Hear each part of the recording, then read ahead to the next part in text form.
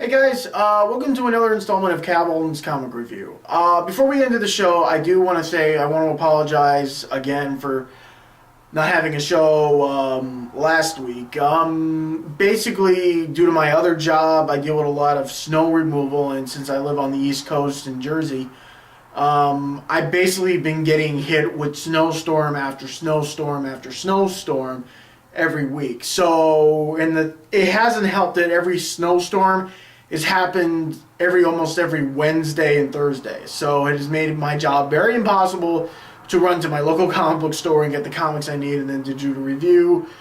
Plus, I wanted to do a lot of other stuff too while I was at it. I mean, Death Space came out, and then I wanted to do a review for the new Jason Statham film, The Mechanic, but since I was so exhausted and didn't have enough time to do these things, once again, I want to say that I'm sorry. So, hopefully enough. Not exactly a good way to start off the new year, but I'm working on it. I apologize once again. So, let's just dive right into it. I've got 3 books today. Right now off the back, we're going to start with Deadpool and Cable, number 26. We also have a Doctor Who comic from the company of IDW. And I also have a one-shot comic from Marvel called Magneto. So let's just dive in right off the back with Cable and Deadpool 26. Surprisingly, I was a little surprised they came out with another one of these books since recently now Cable's passed, which has been a while because his passing was a while ago actually. But I guess for some apparent reason, I guess somebody wanted to get a reaction to how Wade felt about Nate's passing. And I guess I could just say this was pretty much one way of...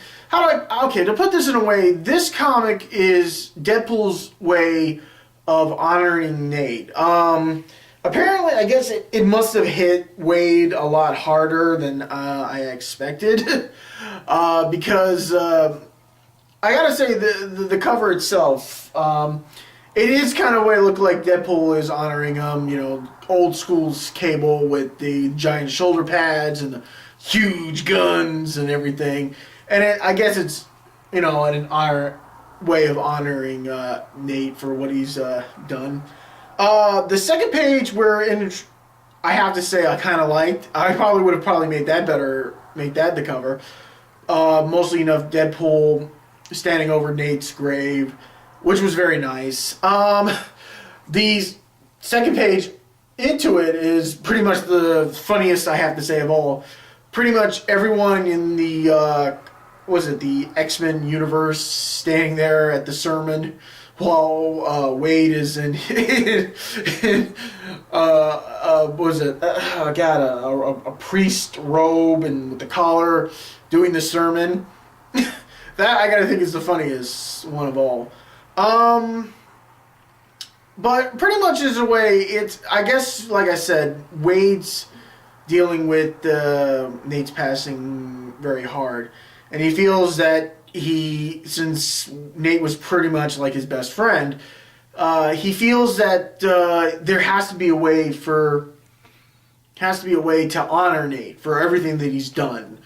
So I guess for some apparent reason, instead of going with the original plan was digging up Cable's arm and then going to town, Wade decides to take Nate's arm. No, not his arm. Sorry, that was my fault. Decides to go back to the country where Nate tried to take over or try to turn into a utopia, mostly back in the old Deadpool, Cable and Deadpool comics. If I remember, I hope I'm pronouncing this right. Rumpelstiltskin. I am terrible with names. Basically enough, so Nate tries to say, I'm going to turn it into a big tribute to Cable. I'm going to make, pretty much he's going to turn that country into like Euro Disney, basically. Only like a little bit, only it's going to have roller coasters with faces of apocalypse and waiters dressed up like Cable as they're serving people bolts and nuts and stuff. It's funny, but it doesn't exactly work out the way it was. And in a way, when Cable, Deadpool, is basically trying to remember all the good times he's had with Nate, mostly enough, it just got crazy. I mean, certain things it's mostly enough, in a kind of way, this book is almost like watching a remembrance of all the stuff they did together in Cable and Deadpool, and almost. And because, there were scenes where he's flashing back where he sees a baby, then he remembers when Nate turned back into a baby and he had to take care of him, and then all the other stuff that happened. And somewhere along the line, I guess it gets to the point where the new government doesn't like it or doesn't understand what's going on, so they just think it's just better to kill Deadpool or just get rid of him. And in a way, Deadpool sort of does the final act to remember Nate by going up against this great military force, mano a mano. And in a way, almost like the way he did it is almost like Nate and Deadpool were fighting one last battle together. And it was kind of cool where Wade turned into Cable Pool. Well, let's be honest, it's better than Dead Nate. Sorry, I took that joke from the book. It's still a funny joke.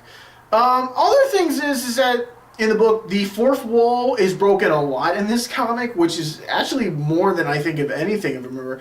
Almost like the inner heads are even telling the audience, listen, no offense, don't take this seriously and all, but he's really doesn't know what he's doing, It's kind of obvious. And even to the point, even Deadpool's telling the audience, the readers and stuff, don't take me seriously. But otherwise, I think it's a good book. It's really funny. It's got its moments. It's just, I guess, a great way to honor a comic book that was out for a while. And it's pretty good. Moving on right now to, Moving on to Doctor Who Volume 2. Now, this was a book that came out, I think, last week, but I picked it up because I am a Doctor Who fan. If you kind of all remember, I kind of dressed up for Halloween.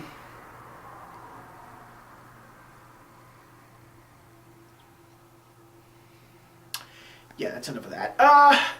Basically, how do I put this? Like I said, I am a fan of Doctor Who. I do enjoy the new series. Mostly enough, I'm more of a fan of David Tennant's work, but I gotta say Matt Stone does a pretty good job. He does a pretty good Doctor. And he is humorous as well as a little... but he's humorous, but he's also a little bit snobby in a way, and I like that. Mostly enough, this is somehow, how do I put this? This is a weird one. Somehow, I guess Rory checks his email on a universal phone, and it's connected to the TARDIS, and somehow all the junk mail, like the spams email and all those viruses and everything, somehow get into the TARDIS and start creating like little holograms or lifelike versions of their spam. Like you got a guy in a business suit trying to tell you, you can buy this at a lower rate, or you've got a little dog telling you to insure your TARDIS and stuff. It's pretty funny, and it's kind of weird. I mean, basically, it kind of shows in a way that that everything on the internet has pretty much taken on a life of its own, I guess, in a way. The artistry is very nice. At some parts, they do a very nice job of making resembling the characters from the TV show, as well as as well as making them a little cartoonish in a way. So it's a little mix between them. They did a nice job. The book is kind of fine. If you're a fan of the Doctor Who series, you'll enjoy the book. The only other thing is that another celebrity is in another comic that I was reading. I mean, I pointed out in the Deadpool Max series, I saw Danny DeVito, and then I saw Brad Pitt in the last one. This one had Danny Trejo. I'm not kidding. He plays one of the villains, but it looks exactly like him, which is funny. I don't know what to say. It's weird how they're doing this, but let's see here. Now the last comic. This is a one-shot comic. It's Magneto. It's a one-shot comic. It's a little strange, but it doesn't really give a representation of where it is. But if you read the book, it looks like this is how it starts in the early years, before the war, before everything happened. and even shows how Magneto started out, how he was deciding, he's made the point where he decided to bring forth homo superiority to the world, and even shows him getting his comic and not his comic, but his costume and everything. And it's a little hard to say. I mean, I guess basically they're making X-Men First Class, and I guess this book is sort of tied into it in a way. I'm not sure. Or what, or giving off something. Like I said, it's a one-shot comic, so you won't see any others. Surprisingly enough, it's okay. I mean, mostly, I guess it's Magnus telling the story of how he, started out doing what he did, until where he is now. And it works out, in a way. But like I said, it's only a one-shot, and it's okay. I mean, maybe if it packed up a little bit more, I could probably understand this. I mean, the cover is very simple. I mean, it's Magneto. Can't really go wrong with that. I mean, the master of magnetism, can't go wrong with that. But like I said, it's a very simple comic. So that's basically it for tonight. Hopefully enough, we'll see how the rest of the week goes. I'll try to get everything back on schedule here. Basically, since I only do this once a week or more, I try to work out our schedule, and hopefully enough, I can ever do this, on this schedule, on this date, and see how it goes. But like I said, forgot. Anybody who has not registered for Comic-Con, they are going to start registrations this Saturday at 12 o'clock Pacific Standard Time. Well, no. 9 a.m. Pacific Standard Time. That would be 12 o'clock here Eastern Standard Time. So, yeah, they're going to start registration because it looks like everything worked out. Still going to use Leapfrog to do the registration, so you'll probably have to pay a little bit more. Hopefully, I'm going to try to get registered up and get this over with finally. Then I have to worry about getting a plane ticket and a hotel, but, first come, first serve, I guess. I'll worry about that when it comes. Let me just get this now, get the registration done, and we'll go from there. But like I said, hope to see everything back to normal for next week and see how the rest of the week holds up. All right? Thank you.